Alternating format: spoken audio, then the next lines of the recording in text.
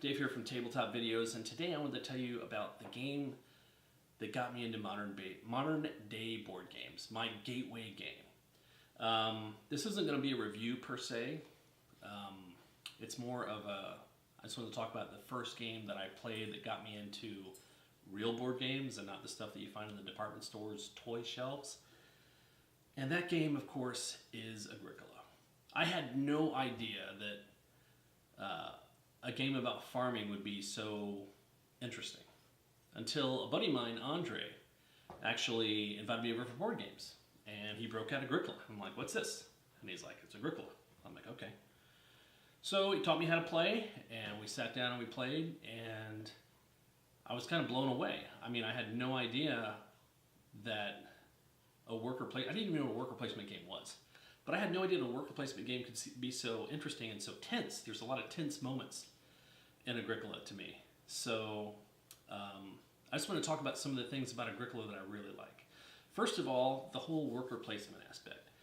I love that when you go to a spot, you lock down that spot and no one else can go there.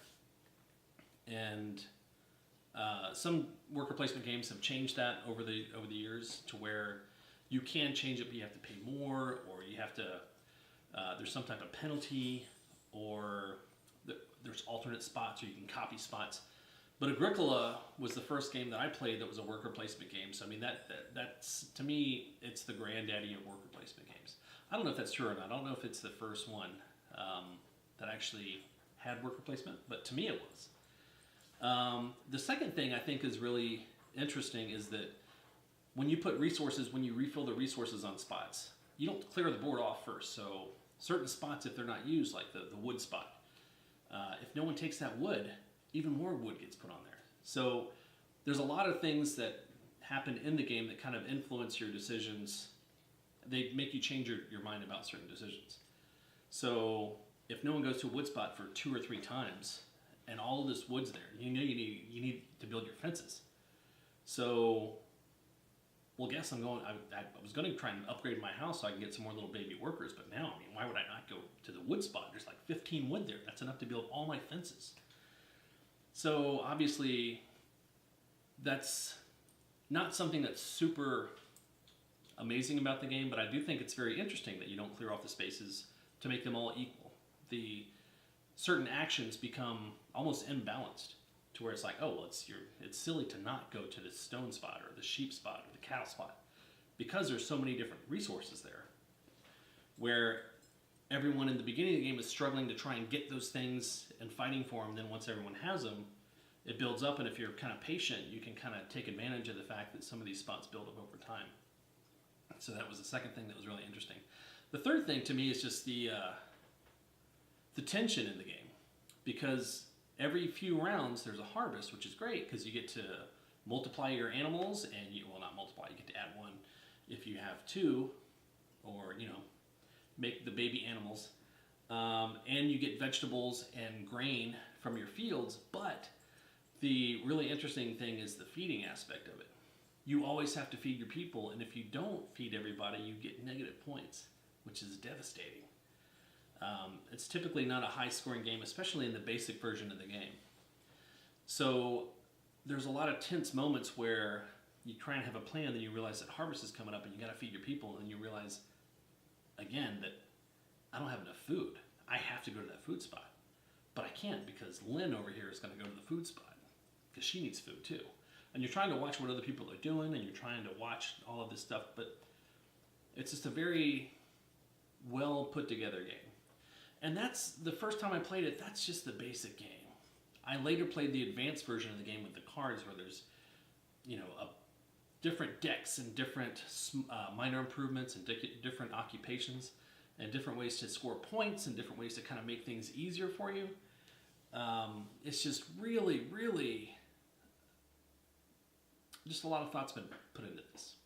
So I had the game for a few years, and then I ended up actually selling it last year at a convention.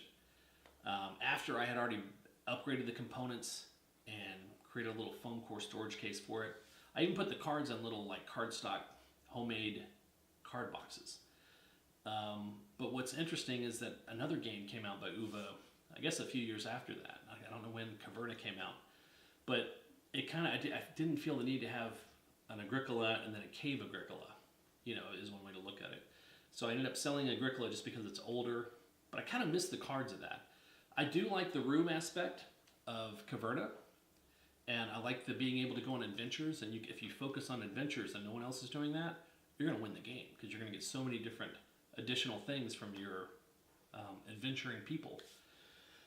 But I just like Caverna a little bit better. But that still doesn't take away from the fact that Agricola, to me, was the one that taught me worker placement games, and taught me a lot about just modern day board games. So I'm very happy to be in this group of people that play board games, and that's my story. If you like what you see, if you like this video, give it a like. If you want to hear more, hit the subscribe button, the notification button. I am kind of curious as to what your gateway game was. What was the game that got you into modern day board games? I'm also very curious as to what worker placement game is your favorite. Agricola came out, like I said, 12 years ago. And there's been a lot of worker placement games that have come out since then. So what's your favorite? Let me know. And finally, if you have any Agricola moments that are like your favorites that just kind of stick out in your mind, or if you think of something where someone stole a spot and you really needed something, curious to hear those stories too, so let me know what those are.